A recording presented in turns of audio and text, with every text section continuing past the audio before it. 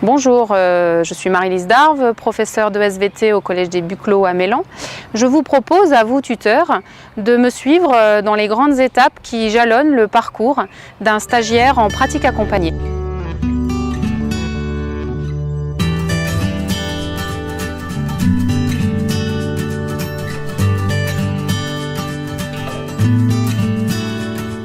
Balise numéro 1, construire le cheminement du stagiaire dans la durée.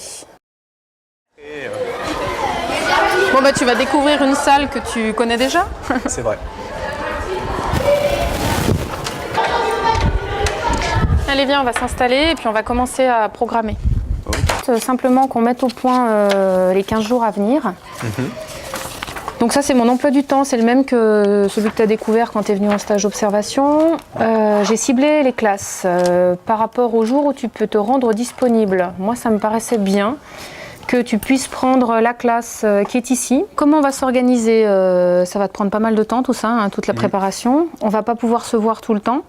Donc moi je te propose, tu vois par exemple le lundi matin, là j'ai un créneau disponible. Donc ce qu'on peut faire c'est que soit on se retrouve le lundi matin par rapport aux productions que tu auras travaillé le week-end. Ouais. Je te propose de me les envoyer par mail avant, de façon à ce que j'ai une première lecture. Ensuite quand on vient on peut en discuter et puis tu apportes les corrections immédiatement. D'accord. Tu repars avec, tu les travailles à la maison et tu me les renvoies par mail. Sinon, tout simplement, le mardi, tu prends la classe en main. On se voit un petit quart d'heure, 20 minutes avant. On pose bien tout, hein, de façon à être sûr que tu n'as rien oublié, qu'on a bien tout géré. Et puis après, c'est parti. C'est parti. Balise numéro 2. Restez le garant des valeurs des dispositifs et des contenus proposés par le stagiaire. Cet après-midi, là tu vois c'est 11h, tu as encore un petit peu de temps devant toi, tu t'occupes des photocopies, on se retrouve à 13h, on fait un dernier point, organisation de la salle, matériel, organisation du tableau, prévision des devoirs. Vous n'allez pas faire des points noirs. Tu vois des points noirs, bah voilà. C'est ça le spermatozoïde? J'ai cru que c'était blanc. Est-ce que tu penses que ça va être possible? Est-ce que la technique est bonne? Microscope. Ouais. Bon bah écoute, j'ai reçu ton mail hier soir, j'ai regardé ça. Vous faites figurer votre nom, votre prénom, votre groupe et vous la collez à la suite. Alors qui va entamer la lecture? Pas toujours les mêmes. Vas-y. Il faut bien que tu te dises que ces élèves, quand ils t'observent, il faut quand même que tu sois capable de leur rendre compte d'un contenu qui soit juste, d'une présentation qui soit extrêmement correcte. Il y a quand même une rigueur à respecter et cette image que tu transmets, c'est une image qui est importante à valoriser. Balise numéro 3, faciliter la prise en charge des élèves par le stagiaire.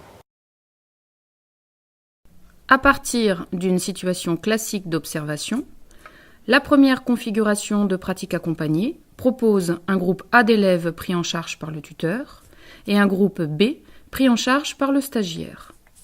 Le tuteur exerçant simultanément une action d'observation de son stagiaire.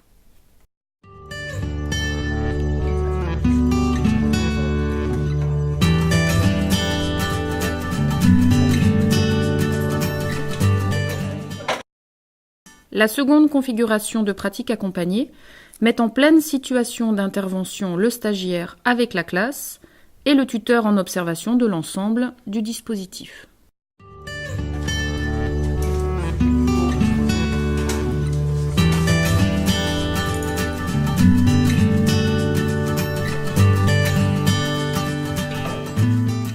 Dans tous les cas, ce stage de pratique accompagnée répond à un principe de progressivité.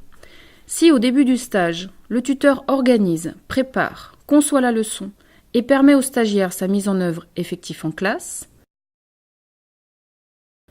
on peut imaginer qu'en fin de stage, le stagiaire soit à même de concevoir, d'organiser et de mettre en œuvre tout ou partie de la leçon, sous le contrôle effectif de son tuteur.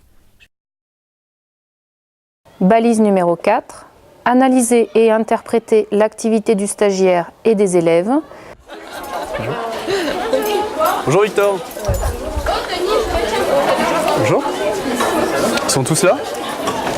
On sort ses affaires, on monte son carnet. Je crois que c'est bon, tout le monde a son carnet, c'est bon, vous pouvez vous asseoir. Alors on va faire l'appel pour commencer.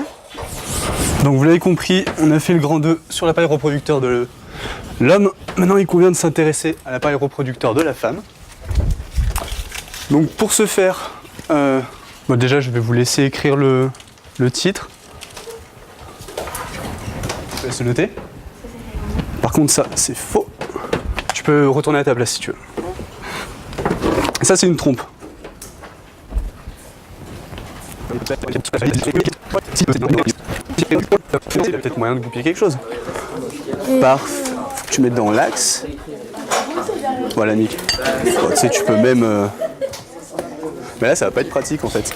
Bon, et ben du coup, la séance étant terminée, on va faire le point tout de suite sur cette séance-là. Donc une séance où tu as pris une de mes activités, on est dans la phase intermédiaire, où tu as pris une de mes activités pour la tester en classe. Je sais pas, bilan, comment tu as ressenti les choses? Moyennement réussi. Déjà en termes de planning et d'objectifs, tout n'a pas été rempli. Ils n'ont pas réussi à arriver à bout de l'activité. Donc la production qu'ils ont fournie, ce qu'ils vont me rendre, c'est partiellement effectué. Les consignes, ça a mis du temps à se mettre en place. Donc étant donné que je ne maîtrisais pas, que c'était pas une activité, c'était pas aussi fluide et aussi maîtrisé que ça aurait dû l'être.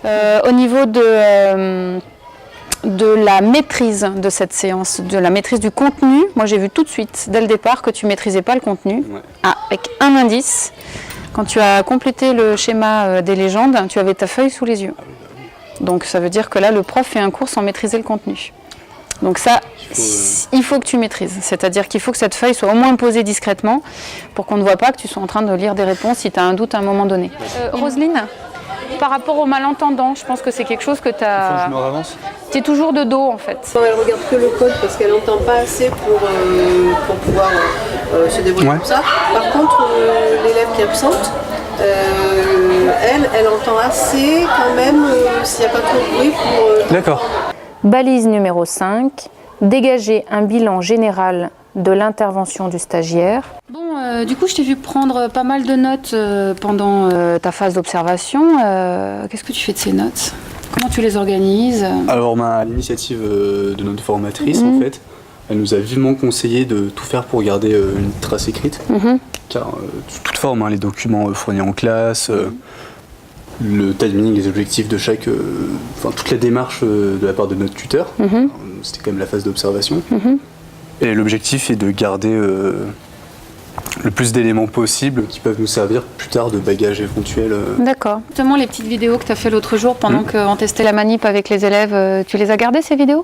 Ça reste un contenu aussi, donc c'est un autre média, c'est pas manuscrit, mais ça reste quelque chose d'important où on peut éventuellement le regarder plus tard et se rendre compte des difficultés. Ça fait partie de ce bagage avec lequel tu vas quitter le stage et sur lequel tu vas retravailler par la suite. C'est ça. Bon, comme tu le sais, on est à la phase bilan. L'ESP nous a demandé de remplir un document te concernant, faire un petit bilan de ce temps que tu as passé avec nous. Je n'ai absolument rien à cacher. Dans ce document, on nous demande d'évaluer différentes choses. Je l'ai commencé, je vais te le transmettre. Et puis, je pense qu'on prendra un petit temps pour en discuter par la suite. Je ne sais pas si on t'a signalé qu'effectivement ce document allait via notre chef d'établissement être transmis à l'ESP. Donc je pense que le chef d'établissement te rencontrera également pour faire un bilan. Et ne prends évidemment ce document que comme un atout dans ta formation future, puisqu'il s'agit de partir sur des choses existantes et chercher à améliorer des points négatifs ou à valider des choses positives qui sont déjà ressorties lors de ce stage. Bien, je voulais vous voir.